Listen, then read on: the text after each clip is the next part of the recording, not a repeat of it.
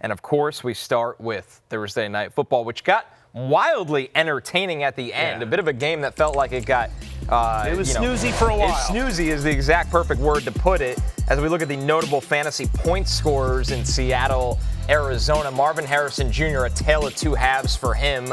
Same with Kyler Murray for a variety of reasons. The Seahawks, for odd reasons, never really wanted the ball in Sam Darnold's hands in the biggest moments of this game, but Sam played very well. Yeah, I did. I agree with that. Jackson Smith and Jigba, a goose egg in the first half. He came alive in the second half. But I think the story, guys, was just how slow of a start through three quarters it was for the Arizona offense, and Kyler Murray spoke on that right after the game. It wasn't clicking. It was not clicking. Pretty much getting physically dominated whole first half. And it's frustrating because you watch the defense go out there and get stop after stop after stop, and offensively we just couldn't get it going. Couldn't get it going. Credit to their defense, but we just gotta make more plays. We gotta show up, and be ready to go. You know what I mean? It's like we're just loading. You know what I mean? And it's taking too long. Obviously there's the resilience of the team is you love to see it, and you feel like give yourself a chance to win the game at the end. But it's just too late. Fourth quarter, Kyler against the Seahawks, much better than the first three quarters of Kyler as he got things going. Both of his touchdowns came in the fourth quarter. Yeah. He had the one big run. Yeah, well, and to be fair, the second interception, the interception that Marv just bobbled. Yeah, that one's that's not on Kyler Murray. Correct. But that was kind of the story of this game. It felt like for a while was the problems between both of them.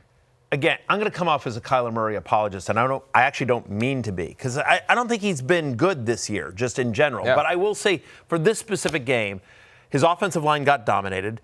It's a short week, right? The Thursday games, that's hard to sort of get a full game plan in to prepare.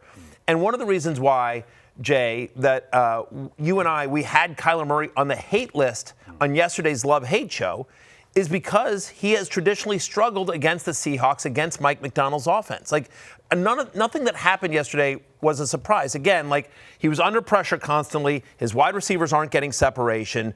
Even the touchdown that Marvin Harrison caught, which was an amazing catch, but, like, he didn't have, it was a jump ball that he basically had to, take. So Marv's not getting any separation. Other than Trey McBride, he doesn't seem to really have a go-to guy that's open, that's winning on routes. And so I'm not trying to apologize for Kyler Murray because I don't think he's played well this year.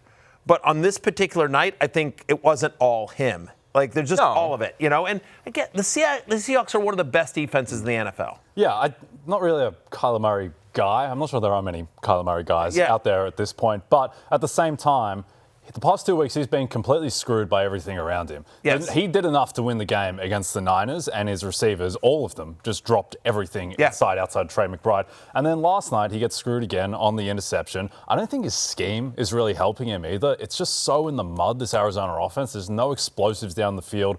Marvin Harrison, in the first half, was like Anthony Volpe throwing to first base. Like, he just had the yips. Like, he just didn't seem like he was ready to be out there. Story. Like, it was the national story during the game. Yeah. Whether you were on Twitter during the game, how much they're talking about it. His body language. He looked horrified when they showed him on the sideline, where you started to feel really bad for Marvin Harrison. Yeah. It's so funny. Whenever the Seahawks would, a wide receiver would make a catch, they'd cut to Marvin Harrison on the sidelines. That's how you do it, Marv. Just in 2 hands, just bring it in. It's not that hard.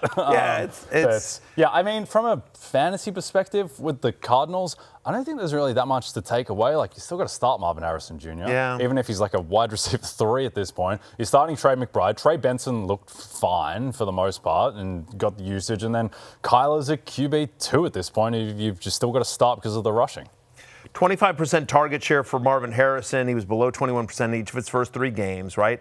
Got 10 targets in this one. Obviously, we just talked about the touchdown, 6 for 66. He's had an end zone target in 3 or 4 games this year. But, he's got only 1 game this year with a catch rate above 60%. Like, it's insane to think about that. Like, that he can't even get to a 60% catch rate. And among wide receivers that have at least 75 targets since the start of last season, Marvin Harrison is 46th in yards per target. 46th. I actually wonder, Jay, in season-long leagues, in Dynasty I'm still holding out hope for him, but in season-long leagues, off of this performance, 18.6, he's going to finish the week as likely a top 10 fantasy wide receiver. Do you sell high-ish on him? I think you do. I am nervous about this entire Cardinals offense. Again, short week against one of the best defenses in the NFL. I can explain away a lot, but I just, to your point about the body language, about our overall feelings about the efficiency of Kyler Murray as a quarterback, you didn't draft him to be a shaky wide receiver 3, which is what he is. Yeah. Without hope for a score wide receiver 3. Question from Donnie King, who's a reasonable running back to request in a trade offering Marvin Harrison Jr. I don't know. Who would you rather have, Marvin Harrison Jr. or Jaylen Warren? A kind of Jaylen Warren. I mean, you'd rather have Jaylen Warren. Yeah. I think that Jaylen Warren, Chuba Hubbard, Tony Pollard, Javonte Williams or Marvin Harrison Jr. Javonte. I think Javonte. That's scary. That's scary, but I think assuming health for both guys, I think Javonte finishes the year with more touchdowns. Who would you rather, Brian Thomas Jr. or Marvin Harrison? Brian Thomas Jr. Marvin Harrison. What's going on in Jacksonville? That operation is somehow worse than this one. Here's what I was thinking during the first half of that game, and it got out to 20-6 and everything in the second half. I was like, it can't happen. We just trade Kyler Murray for Trevor Lawrence because they're the same player. They're the exact same guy. Let's just give him a new environment. Let's just see if it clicks them into place because it's the same deal of former number 1 picks who look the part at times, but it just doesn't seem to work. And so Marvin Harrison and Brian Thomas Jr., maybe we can trade them for each other. Yeah, it might be a wash. Yeah. Which is kind of wild to say, considering the year BTJ had. Yeah, I don't know. I'm still holding out hope for BTJ. It's just now we have not seen it with Trevor Lawrence. Yeah, no, I get it. He was a Mac Jones product for most of last year. Mac Jones merchant? Yeah. That's ridiculous. Yeah. It's insane. I guess the only argument here is that...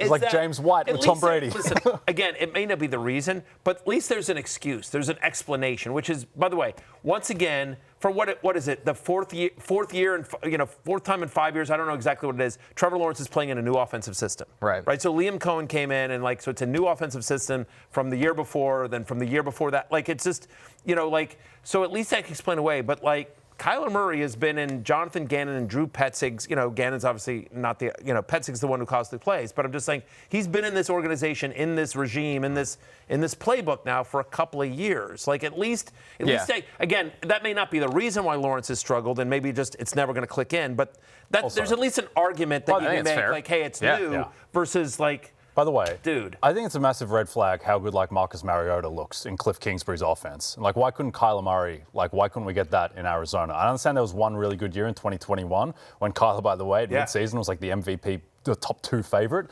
But it seems like whatever system for either of those guys, Kyler or Lawrence, it just doesn't really seem to click. Let's break down this backfield here, guys, because this was the first game without James Conner. I think Matthew... hang on, just to put one actual thing. I would not want Kyler Murray as my starting quarterback in fantasy this year as a QB1. He salvaged it. He finished with 16 fantasy points. And again, the schedule gets a little easier. They've now got 10 days to prepare for Tennessee at home. Then they're at Indy. The home to Green Bay you don't love, and then it's a bye. But if you're in a 1-quarterback league and Kyler Murray's your guy, I think you need somebody different. Hey, it's Matthew Berry from NBCSports.com and RotoWorld.com, and I want to thank you so much for watching whatever it is you just watched, or if nothing else, being too lazy to click out of the autoplay after this video started, after whatever it is you actually wanted to watch finished. But now that you're here, I'd like to take a moment here to ask you respectfully now, okay? I'm asking you respectfully to subscribe to the NFL on NBC YouTube channel. You'll get the latest RotoWorld fantasy news headlines, all sorts of great shows, including my own Fantasy Football Happy Hour. So go subscribe now. Again, I'm asking respectfully.